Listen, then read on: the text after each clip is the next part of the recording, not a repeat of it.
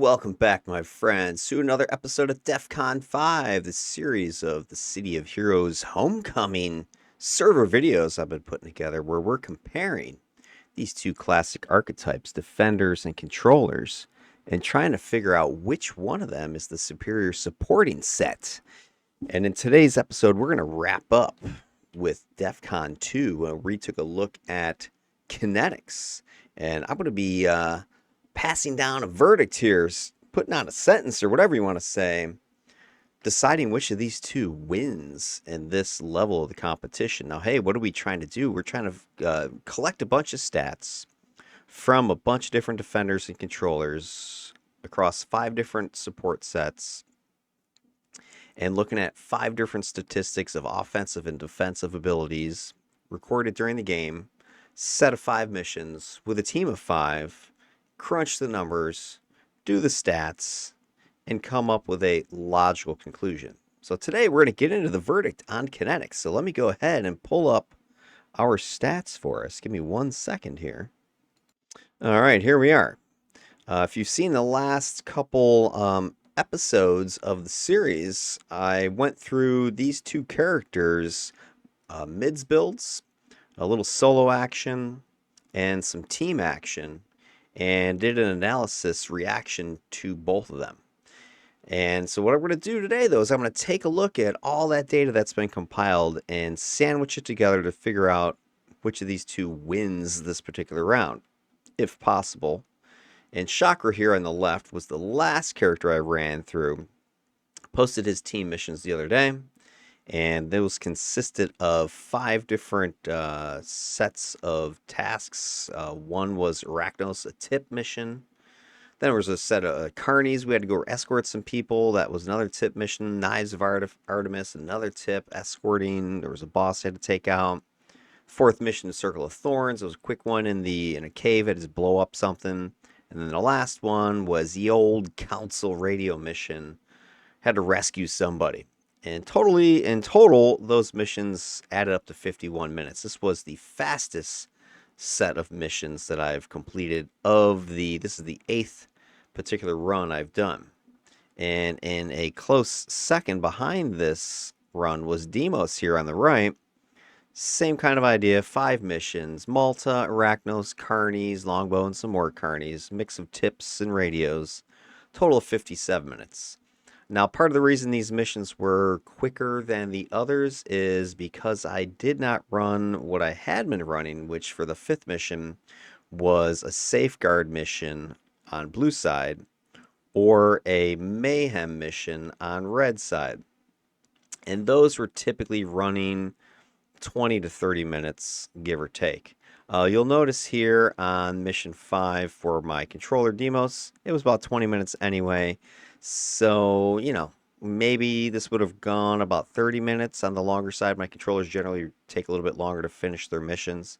So maybe tack on another 10 minutes here at most. And the same thing over here. This mission 5 was fairly quick. So I imagine if this was a safeguard mayhem, probably been more like 20 minutes, I would think. So maybe tack on 10 minutes here.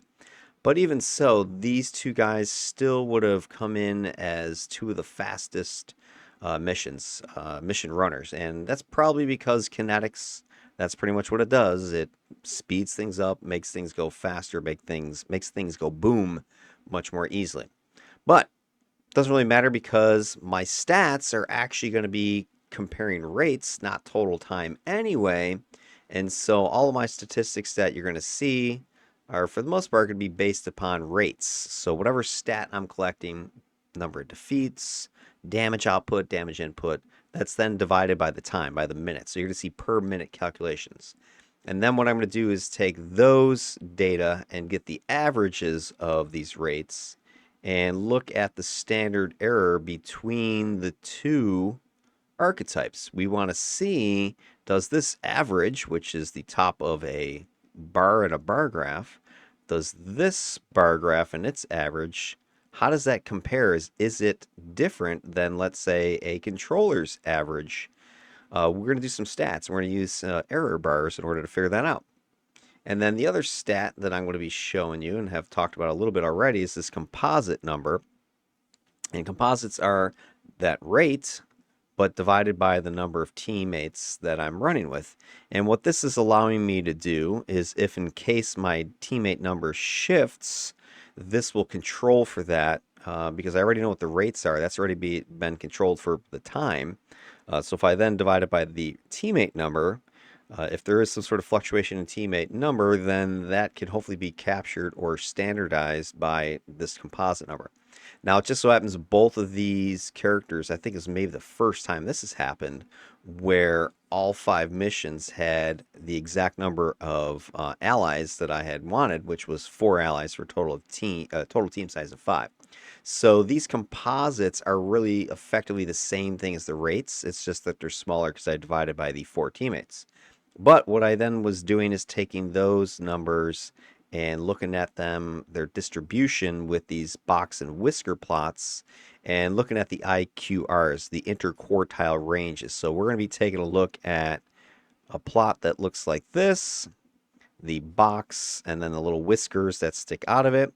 And the IQRs are the bulk of the data that is captured by the box portion. And then we're going to compare that versus the other archetype.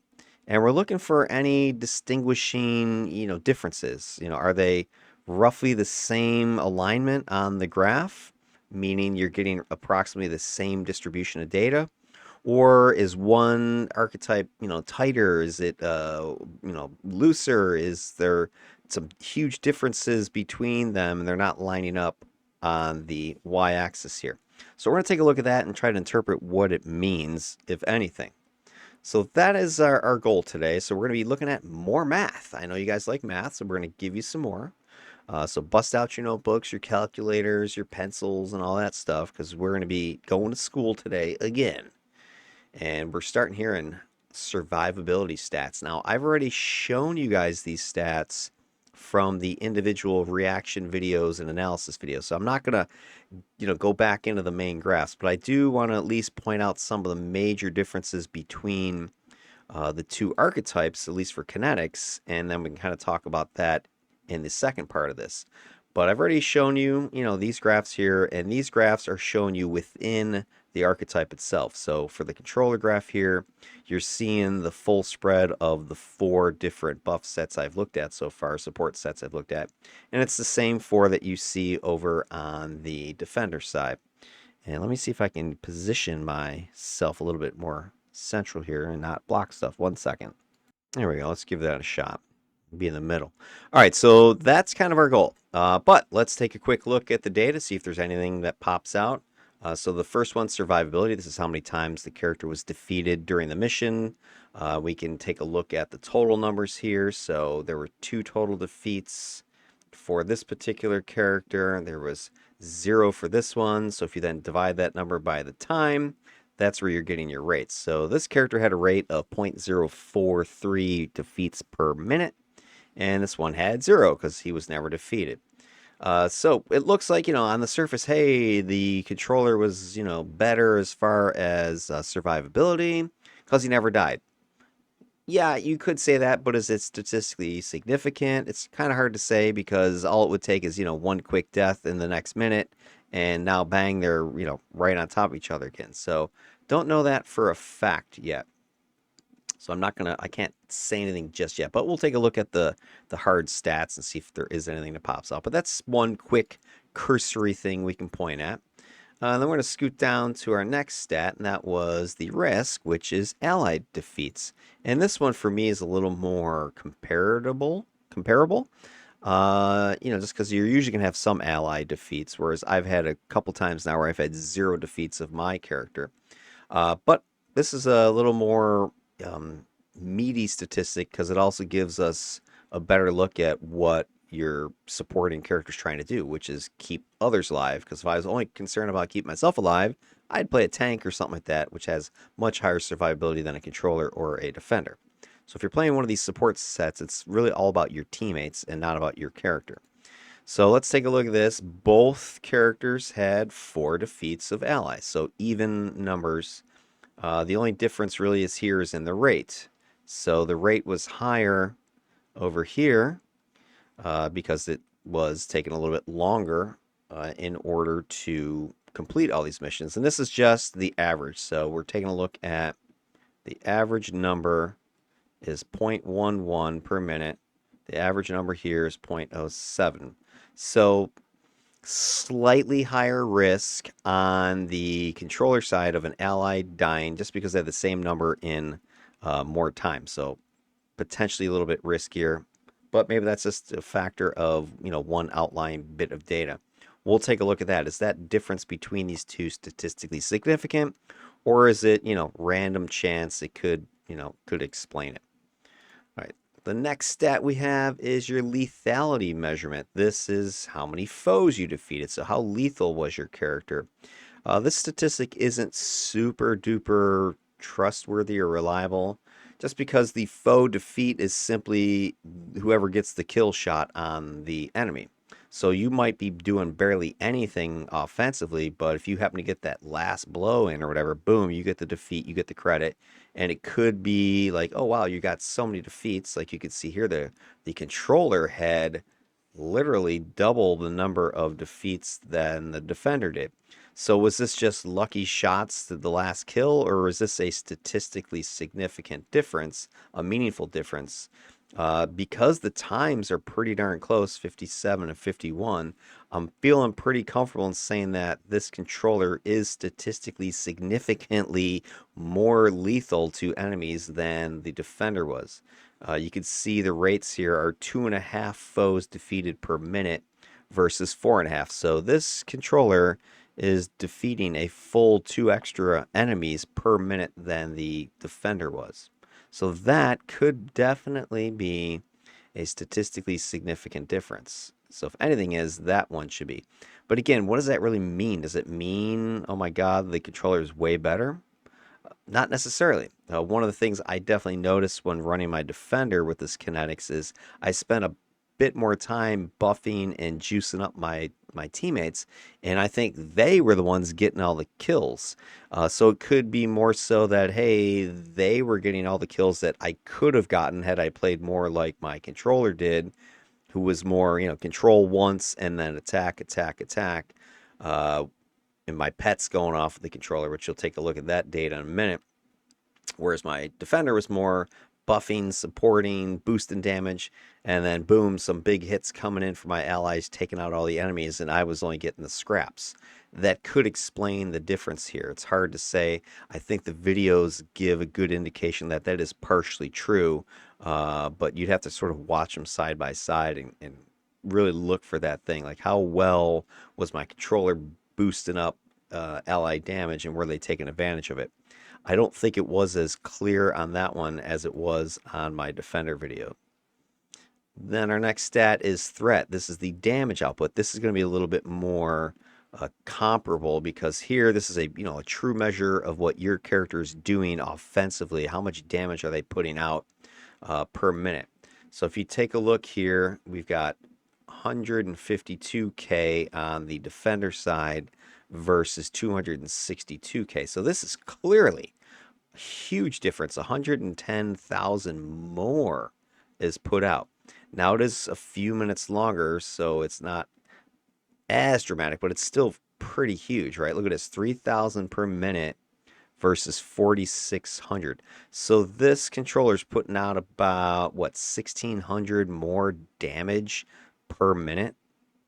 That's pretty freaking big, I would say.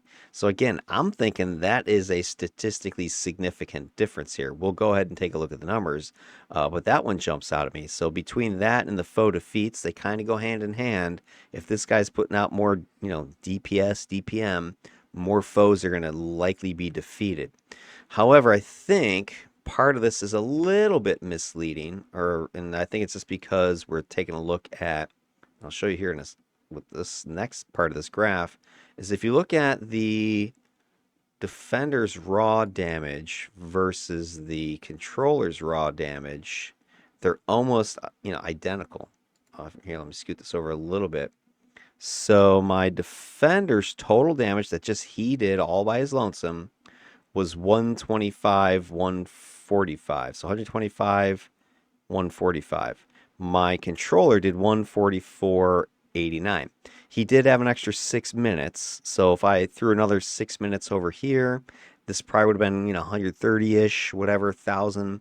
That would have been pretty much the same amount of damage from just that character.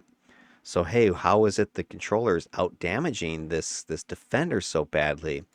Well, I've seen it before, although not to this extreme. If you take a look at the pet damage numbers, that's where it's at. So the next little chart here is showing you the pet damage side by side. You could see here, scoot this down a little bit further. The pets for the defender were putting out about 27k, 27,000 total. I didn't get any damage on the 5th mission. Those pets didn't get summoned for that one. And again, I need to double check why I didn't bother summoning them, but that's one thing. So even had I summoned them there, I was getting, 5, 6,000, let's say. So let's say I did summon them, I get another 6,000. That puts me at 33k-ish. But check out the controller side, 118,000 damage from those controller pets. So even if I, say, oh, hey, if I had summoned those guys, went up to 33, we're looking at a 75, 80,000 difference, right? Like 80,000, I think, 80k. Huge, huge difference. I think this explains, obviously, most of the controller's total damage and their defeat numbers, that they were superior to the defender, because they had Stony, they had their 2 lore pets, where the defender only had his 2 lore pets, and they had the energy font, which is a little pet that gets procced by one of the controller ATOs. And then the antimatter particles are these little pseudo pets that I think it's the Dismantler Essence's attacks release. But these pets were putting out tons of damage. If we look at the 2 lore pets, might be a way to kind of side by side compare them. Is these 2 lore pets for the defender were, the 26, 27,000. These 2 pets, you had 27,000 from your dismantler. Your builder tacked on another 14, and then they had the antimatter stuff. So these guys were an extra 30k. And part of that was just that, hey, they got summoned more often. But each mission, they were definitely out damaging my defender. And part of that, I'm trying to figure this out, but I know for these 2 pets, the Harpy and the Siren, the Talons pets, they are ranged lore pets. So most of the time, you can watch the video and confirm this, most of the time they were standing well behind me. So I was in the fight, a lot of times in melee range with enemies, getting my buffs off, but my pets were much further back and weren't benefiting from the boosts. I know on the controller side it wasn't that much, because the Stony, he's a melee pet, so he definitely would have been getting fulcrum shifts and stuff like that. So he had almost 56,000 damage alone, which is huge, right? That's like half of this number right here. And I need to double check. I forget how close the builder and the dismantler play up front, and how much they were getting fulcrum shifted and siphon powered. But I think they might be more of a medium range, whereas these pets over here, the Harpy, the Siren, they're definitely long range pets. So I think that's part of the explanation. The energy font is also melee-ish, so when it goes in, it's going to get those boosts much more. I don't know if the antimatter particles get some sort of boost out of the fulcrum shift or not. Maybe they do, that could explain some more damage. So for sure, for Kinetics anyway, the controller pets are definitely benefiting from that damage boosting that you're able to provide. And then you can just see it graphically speaking. It's graphic. The side-by-side damage contributions from the defender and its pets, and then the controller and its pets. The blue colors on these 2 graphs represent the characters. And so you can see the 2 numbers are fairly consistent between the 2 of them. We have pretty much the same damage on the first mission here. Change my color, right? The first mission, about the same damage from the characters. Here, your defender's actually out damaging your controller. The third mission, the defender's out damaging the controller. The 4th mission, this was a real outlier short mission, so that one leans towards the controller, because this mission was much longer. And then the last mission was also like twice the length of the Defender's mission. So that also had a much higher boost. But, the big difference, of course, is I didn't get the pets summoned here to even look at any numbers here. But just look at the total pet damage: 19, 11, 33,000, 20,000, 34,000. My top damage output of the pets was like 9K in that second mission.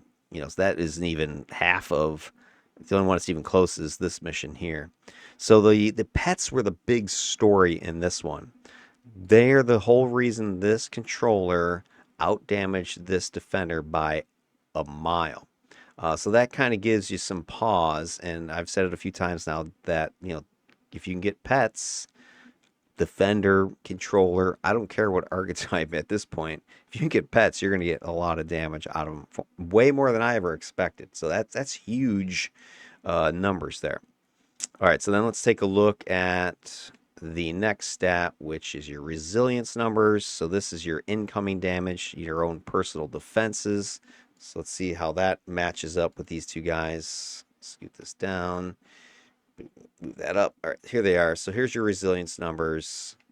It's a little bit lopsided where you've got 24-ish on the defender side and about 15-ish over here. So what's that, about a 10,000 difference between the two of them?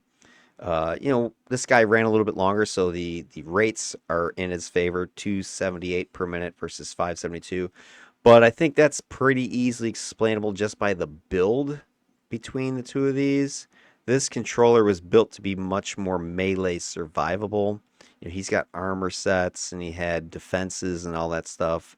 So he was built for more just, solo-y survivability, where my defender over here had minimal to no defenses. He did have damage resistance, but it was just smash lethal and then psi. Those are the only defense resistances numbers that he had.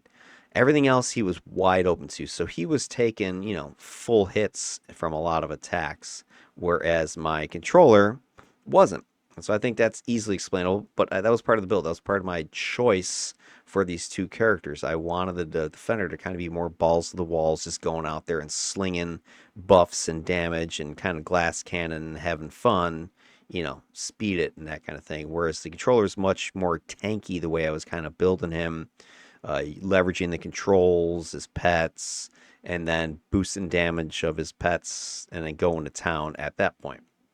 So I'm not super looking at this like going, oh my God. But taking it all together, this controller looks like it's got three potential areas of statistical significance, difference between some stats, which would be, the most of any matchup so far. But we need to look at those stats, and which we'll do that in one more minute. And the last thing is this, looking at, this kind of goes with what I was saying, who had more defenses and ability to take punches, that kind of thing. If you look at the type of damage taken, we're looking at attacks of psi. You can see how, my psi damage wasn't that bad because I have pretty good psi resistance on this character, like 50% or something like that. Smash lethal, that wasn't so bad. Lethal was the highest one I had. There was the Knives of Artemis were churning out a bunch of damage with their caltrops. But the rest of the stuff, I really don't have any defenses or anything. Energy, fire, negative damage, toxic, right? There's a bunch of that flying out here. But over here, you can see it's much more level. We've got 2,000, 1,000, 2,000. The only thing that, really jumps out as high amount of damage was the psi. And that's because I don't think this character has much of any psi damage, resistance, or defense. And the other thing about, controllers is that they have, kind of the ultimate defense or resistance, and that's the controls. Because if you have an enemy controlled, they're not hitting you. They're not doing damage regardless of what type. But you can kind of see, across the board, some higher numbers, some more spiky kind of damage. Over here is much more level, much more flat. But this character's, I think, his defenses can get up to like 30, 40%. Get out to double check the build video if you haven't seen that one, where you can see the raw numbers on Deimos are much better. So there you go. That is, the cursory examination between these two. What I want to do now, of course, is take a look at, the head-to-head kind of look and see if what the statistics are saying about it. So there's your lineup of the two characters and their missions, and the stats. I already mentioned the main stuff I'm looking at. I've got sums, total things that I've added up. We've got the means, the averages of certain data. We got the rates I already talked about. The composites, I talked about those. And then we've got the standard error comparisons. The big things we're looking at are some correlation data, some distribution data, and some standard error data. And here's where you got to put on your statistics hats. Correlation, that's comparing X versus Y and asking the question, hey, as this thing changes, does that thing change in response? Is there some correlation between these two? Are they matching each other? And so when you do your plot of X and Y data, and you've got your data points from the missions, and you draw your lines of best fit to go through to generate a slope, the question is, hey, is the slope of this line representative of the data? And what you're looking for, if it is representative, if there is a correlation, if that slope is controlled by X causing Y to change or vice versa, then you're going to see an R squared value of, and what I'm using as my cutoff is 0.90 or greater. And this represents roughly a percentage. So if this line is true, it should be pretty close to 100%, which would be 1.00. So if I'm 90 to 100% R squared value, then I can conclusively say that, hey, as X goes this way, Y goes that way. In this case, they're, a positive correlation. It could also have a correlation of negative, right? As one goes up, the other one goes down. That's equally likely as well. So the R squared lets you know whether or not your slope is true to the data or not. The one thing I did do differently in this comparison, though, that I hadn't done in the other ones, is I set the y-intercept of 0 as a true point. So I said, yes, make sure the line goes through here. So this actually caused several of my R squares to become more correlating. So closer to this 0.9 or higher. So that's an interesting thing. I hadn't done it on my previous 3 DEFCON comparisons. I just wasn't thinking about it, but I think this is a true statement that at time 0, which is the x-axis, there is no, no data, there's no damage, there's no, whatever. So I think that is a true point that you can, plot your line through. So it gives you an extra free data point to use to balance the line out. So I did that, and it seemed to make some more data sets correlating. But again, we'll see. Then we've got the distribution plots, which is the other thing we're looking at. Here I'm going to use those composite data, but again, it's really no different than me just using the rate data, because in all cases for the composites, I was dividing by 4 teammates. There was no teammate of 3 or teammate of 5 like I've had in a few of my other tests. So I'm dividing the rates by 4 for each one. That's where the composites come from. And then I take those 5 mission values, so missions 1 through 5, those composites, and you plot them on your y-axis essentially. So you've got a data plot looks like this. So you've got your mission here, and you've got your data plots which line up with whatever composite stat y-axis value you have. So if the data is really tight with itself, like all 5 data points are right next to each other, which is kind of what you would, that would be a hypothesis. That'd be a null hypothesis, right? We would say, if everything else is even, all the enemies are the same, all the maps are the same, everything's even, you're expecting to put out the same amount of stat per minute per teammate, as long as all the teammates are the same, for every mission, if everything's equal. So you would expect that, hey, all my data is going to be right on top of each other, all those data points. Now, if you don't see that, right, if the data points are more spread out, then there are some variables out there that are causing the distribution to spread. So this gives us a way to kind of look at sort of the reliability of the data. Is it tight data that kind of matches the null hypothesis that there is no difference between the missions, the teammates don't make a difference, etc.? Or is it really spread out all over the place and things are just rando and, the stats are just way wonky? We're going to look at that. And then you do box and whisker plots. The whiskers represent the outlying data. So here is your interquartile range, which represents the bulk of your data, 50% of your data, kind of like the average. And then the outliers, the freaky data, the 25% above and 25% below, the those curve breaking scores, they're above and below this IQR. This shows you the spread of that. So if you have, really wonky outlier data, those whiskers will be much, taller, much shorter than other ones. So this gives us another chance to look at, maybe the spread of the data is because there's, huge outlier datas, or, if we kind of are basing everything on averages, hey, the means, this is what we're basing a bunch of our statistics on. Well, this kind of gives you an idea of, hey, your mean is really skewed because you got this huge outlier data up here that is causing the mean to get shifted, upward. So this gives you an idea of that sort of reliability of the data. And it is comparable between the two characters because you can sit here and have them side by side, which is what you're going to see. And if they're overlapping, then it gives you an idea, hey, this is essentially the same data set, just there's a little bit of, float in the numbers because, random variation. Whereas if I see, something like this, and then the other data set's way up here, hey, there's clearly a difference between these two. This character is doing more of whatever across the distribution of their data than this character, right? So this kind of gives us that little sneaky Pete look. And also the whiskers can kind of help you with that too, because if they're overlapping, let's say like this, yeah, the bulk of the data is different, but there is, some potential that there is some overlapping data. Let's say you had something like this, outlier way up high, outlier way down low. Even though the bulk of the data are not lining up, there are some instances in which there is overlap. So it gives you some comparative means to look at the data, bulk of the data itself, and not just average data. And then the last one is the one that I'm going to rely upon the most to answer the question, hey, are these two characters the same or different?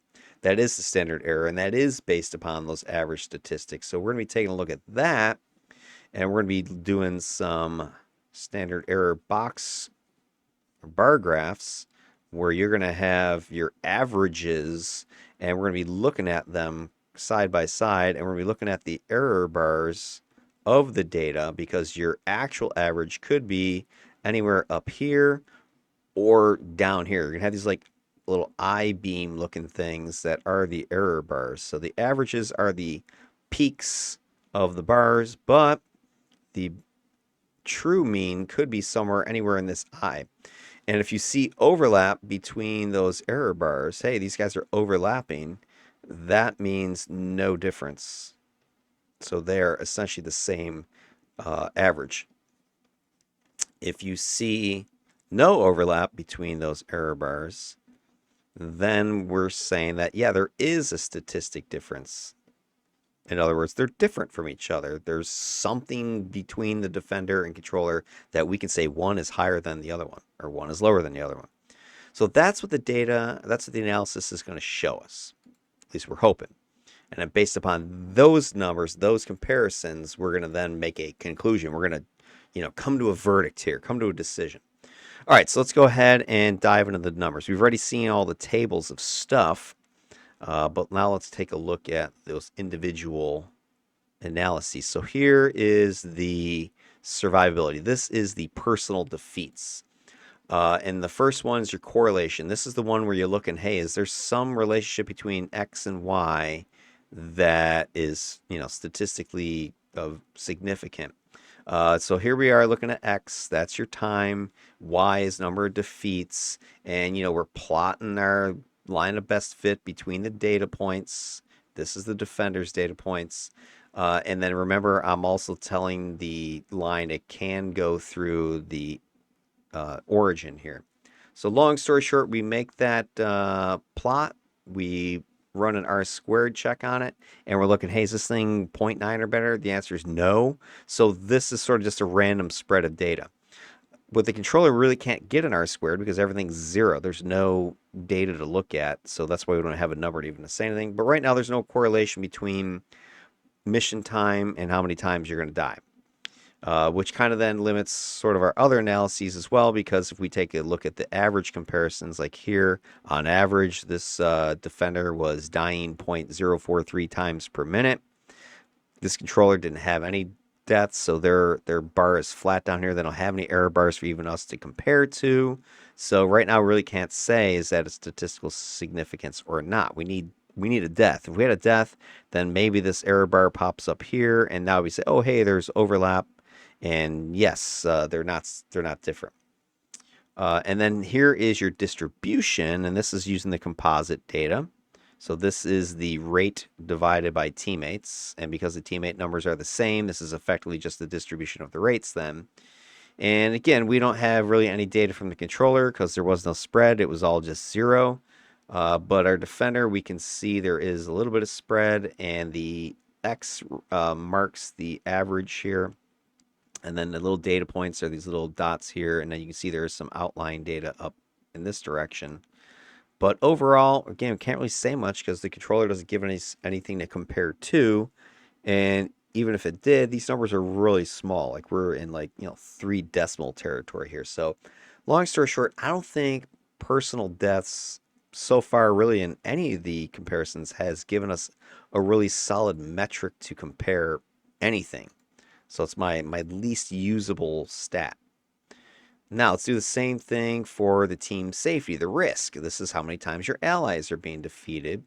And we can take a look at this. If we run the correlation study, we can see the defender is showing correlation between the length of time of the mission and the number of allied defeats.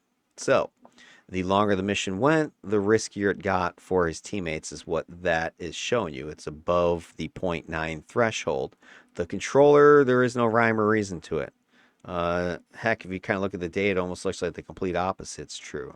So there is no correlation between time of the mission and how many times you die with your controller. It's random.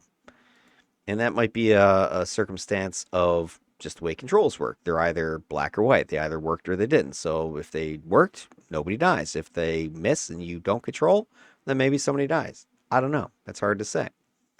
Taking a look at the averages and the standard error comparisons of the two. This is the rate, right? This is the average rate. So we're looking at deaths per minute.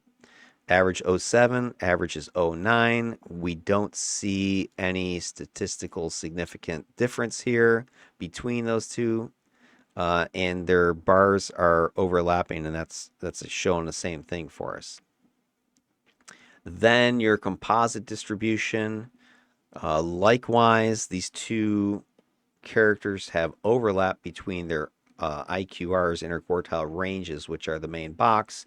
The one thing we can see is the defender's data is tighter. It's more reliable, I guess. It's the defender's more doing the same thing, arguably, right? You're having the same number of defeats per minute per teammate here, which kind of matches the data because there was like 1 and there was 1 and there was whatever. The controller, I think, was a little spottier. They had 2 defeats on the first mission. But again, the data is not, these are tiny numbers, right? We're 0.03, 0.02, 0.01, and not a huge difference between them other than a little bit more variability in the controller. But this is only 5 missions. I run 20 more missions, and maybe this tightens up because I only had 2 deaths was my maximum. And the defender, same thing. Maybe I run 20 more missions. I get 1 3-death mission, and now, this thing spreads out.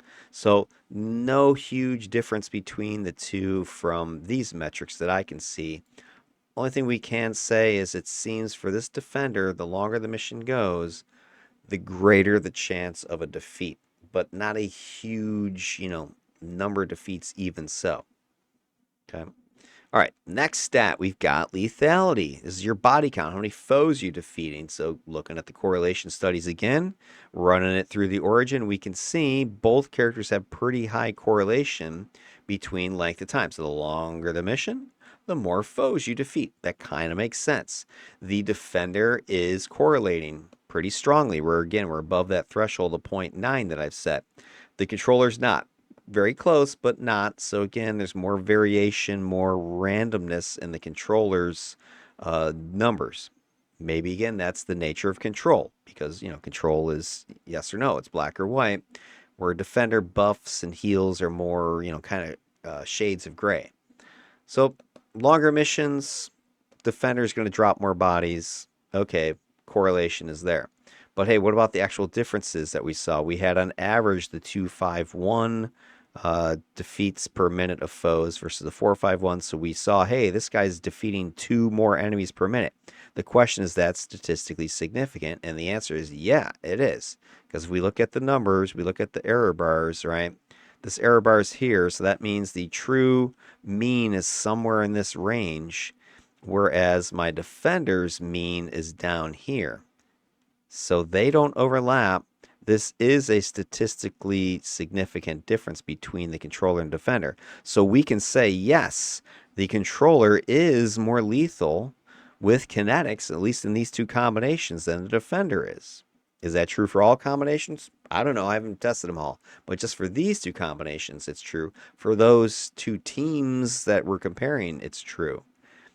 My ultimate goal is, once I take this data and combine it with the other 4 controllers, the other 4 defenders, do we see statistical significant different numbers again? Because then we can be a little stronger with our conclusions and perhaps say, oh yeah, controllers on average are more lethal than defenders, or vice versa. I don't know. We have to crunch all those numbers together. That's the very last thing I'll do, and that's going to be another couple weeks from now. So there you go. That's what we can say so far for our controller. More lethal. Is there any weird outlying data that maybe justifies or explains how that's possible? Not really. I mean, the 2, and again, we don't see overlap, right? So this is kind of backs up what we just saw. There isn't any overlap of the core data. There is some overlap in the outlier, right? There's a little bit overlap here. So there is some potential for the controller to, I guess, underperform, or has underperformed, to match more like what the defender's doing. But for the most part, his data is doing better. He is more lethal. Much tighter data again for my defender versus my controller. And again, my thought on that is maybe defenders are just a more consistent play. You're getting the same, bang for your buck every time you play this defender, versus controllers more wonky, more just variable. Could be. It's hard to say. Let's keep going. Threat, damage dealt. So here's another one. Kind of goes with what we just looked at, lethality, but here's like your total damage you're putting out. Probably a more reliable just offensive metric here. Let's take a look at the numbers. So we definitely had seen that our controller was out damaging our defender. Our raw numbers were pretty, they seem significantly different up here. Let's see what the stats do to confirm that or not. So correlation, both characters, and this should make sense, right? The longer the mission goes, the more damage you're putting out. That should be a no-brainer. So this is kind of like a control. Like, yeah, that should happen. If you're less consistent, then, maybe you're busy doing other things, or you're getting tired or something like that. So both of these guys are saying that that is a true statement. And then if we take a look at the standard error comparisons now, so here are the 2 averages, the 3,000 versus the 4608 number. And we want to see, do these 2 guys, are they statistically significant from each other with those averages here? Let me get this out of my way 1 second. 1 second. Hold on. All right, cut a little boo-boo there. I had the wrong the wrong table. I hadn't updated it from the previous one. Anyway, just kind of fix that before I go any further, in case you're looking at it going, what the? But taking a look at the data then for body count, the number of foes that have been defeated, they had about the same amount of time on these missions. Only the defender had direct correlation between time spent and number of foes, which you kind of would expect, right? Right, the longer you're on it, the more bodies that should be dropping. That kind of goes hand in hand. You see that with both of them just about. Then you've got the actual standard error comparison here, and you can see there is no overlap between the error bars. So yeah, this controller is statistically significantly dropping more bodies. That is a true statement. That's good. The same is true with the composite distribution. Looks like it's, bulk of the data is more. And then carrying that over to the threat, then the damage dealt, we're seeing both characters do have that correlation between the time and the output damage. So that is a true statement. And then we also see again the statistically significant difference between the two. So we got to give the controller another nod for just raw damage output is greater. We can explain it away by the pets. We can explain it away by, hey, the controller's able to leverage more of their damage on their pets that are being in more melee range. But however you slice it, the controller is out damaging this defender hands down. We also see that in the composite distributions here as well. We've got, the bulk of our data for the defenders down here, the bulk of it for the controllers up here. There's no overlap. They're both tight sets of data, so no crazy, outliers are explaining anything. We can for sure see that this controller is getting a huge chunk of their damage from their pets. That is just explaining why. Because these two numbers are pretty much the same, 125 and 144. That's not a huge difference. But those pets are just outrageous. I mean, it's like, almost 50% of the controller's damage is coming from their pets. 40-some percent. It's a huge amount of damage output. You can kind of see it right here. If you track this across, your controller is putting out 58% or something like that of their damage. The pets are 42. But I've been seeing that consistently with these controllers. They're getting gobs of damage from pets. Then your last stat we want to look head to head here is the resilience numbers. And here we've got an interesting correlation that we don't have in the defender, we have with the controller. So when we take a look here, the longer the missions are going, there is correlation with the amount of damage taken from your controller. So again, it kind of seems like that would be logical. The longer the mission, the more damage you're going to take. But the defender's not showing that. It's close, but not showing that. So the defender, I think this helps. We can I mentioned this during the videos. I think there were some spikes of damage in there that, so you would go through a mission and all of a sudden, bam, you take a huge hit, but then the rest of the mission, you're fine. Then the next mission, you might not barely take any. Then the next mission, bam, a spike, maybe, and you keep going, no problem. So the problem the defender was running into was these spikes. And so I think that helps explain why the correlation's not there. Some chunks of minutes you weren't taking anything, other chunks you're taking huge amounts of damage. I think also this team, had pretty good aggro management. The defenders team with, we had our Tank Wednesday was doing a really good job of sort of keeping things away from the rest of the team. I don't think the controllers team was that coordinated, at least from the aggro standpoint. I think my controller was being a bit more tanky, was sticking his face in there more than my defender was. My defender was more, on the periphery of the fighting, throwing in buffs and that sort of support. So I think that kind of explains this. But then when we go ahead and look at the standard errors, again, we see statistical differences between these two. So the controller for sure is taking less damage per minute than the defender is. It's clear cut, and you can see it right here. So again, we got to give another check, another point to the controller. They were safer for themselves. Now their allies weren't as safe, right? We go back up and just kind of look at that. So it necessarily doesn't translate into your allies, because both missions we had 4 ally defeats. So it wasn't like, oh my God, they're dominating. They still had people dying. So even though they were taking like half the damage that the defender was taking per minute, their allies were dying just as well, just as easily. So, That's kind of tells you that just because your incoming damage is low doesn't mean the people around you are surviving. So this measurement of overall team safety really can't be captured 100% by the resilience data. I don't have the data for all the other teammates' incoming damage. I wish I did, but if I did, I probably would regret it because I'd be spending extra hours beyond what I'm doing already calculating this crap. But there you go. I mean, the resilience numbers check for the controller again. And then the last little bit we can take a look at is this liability concept, the ratio between output damage and input damage. So, the big question, of course, I think this may be one of the more useful statistics because everybody wants to do more out damage than you're taking in. I mean, that's probably everybody's goal. And this is showing you that ratio. So the more out versus the less in, the better off you are.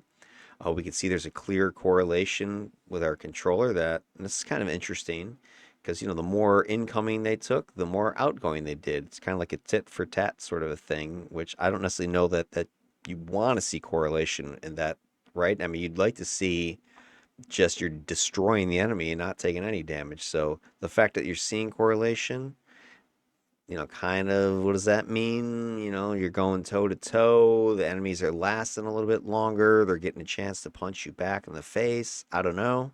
It's hard to say. But, I mean, for sure, look at this. This controller, 18, whatever, times out than in, where the defender, nothing to be ashamed of. But it's only 7 times out. So, I mean, that's like triple, right? So, or not triple, 2.5 times. So that, if this is the defender's representation, that controller's number would be, 1, 2.5 times more out than in. So that's huge. This to me could be the most important metric that you're looking at, and there's definite significant difference between the two of them. And you also see it in the data distribution, right? Like you're constantly seeing higher out than in on the controller. There is some overlap, outlier data. The peak, efficiency of my defender is within the lower reach of the average of the controller, and the worst controller numbers are in the average of the defender. So there is some overlap, but for the most part, on average, this controller is, I don't really say a liability, less of a liability, but they're just putting out more damage from their pets. They're taking less damage, probably because their controls are being a superior and mitigation than just the defender's kind of blind luck. So there you have it. I think it speaks for itself. So if we go ahead and just look at all those numbers, compare all the stats, there was of the 5 major metrics I'm looking at, my controller won 3 of them. This is the most clear cut difference between these two ATs. So I think unequivocably during DEFCON 2, the controller, the verdict is in, is the winner. Just superior output damage and superior damage resistance. Part of that's the way I built the characters. Part of that's the team composition. But I mean, the pets are doing a number. So unless a defender can match the pet output of controllers, the controllers on average, I mean, their pets are just doing a ton of damage. So my highest offensive defenders can match that, but they have to have pets of their own. So that's just something that factors in as you're thinking about building your character. I mean, the defenders do have more attacks, and so you have the ability to do more AoE, but if the pets are doing a crap ton of damage like they were here with Deimos, then, I don't know what to say. Well, there you have it. I think at this point, my leaning is the controllers are winning this competition. The first matchup, I thought it was a tie with Electro Affinity. The second matchup, I gave a slight nod to the controller for Nature Affinity. Wasn't a huge difference, but it was there. For the next DEFCON 3, I gave it to my defender, Time Manipulation. I thought that defender did outperform their controller counterpart. But here in DEFCON 2, I think it's the most lopsided of the matchups. And it wasn't that Chakra did terrible, got his butt handed to him. It's just that Deimos was kind of a beast, I guess. I was a little bit surprised because you wouldn't really think Earth Control is going to do all kinds of damage and crap. But, you know, with the lore pets and the kinetics boosting, he did it. Which, of course, takes us to our last DEFCON, my friends. And here's your spoiler. DEFCON 1. We're going all the way in. We got 2 more characters to match up head to head. And it's up to you to see if you can predict or guess what sets I'm going to be comparing here. What is going to be the support set? And what do you think I'm pairing my Defender's Blast set with it? What control set do you think my controller is going to go with this set? There's your spoiler. There's your picture. And if you think you know, go ahead and put it in the comments below in this video. And if you're right, you're going to win the big prize. We'll shower you with purples and ATOs. All right, have yourselves a good one. We'll catch you in the next video. Thanks for tuning in. Peace out.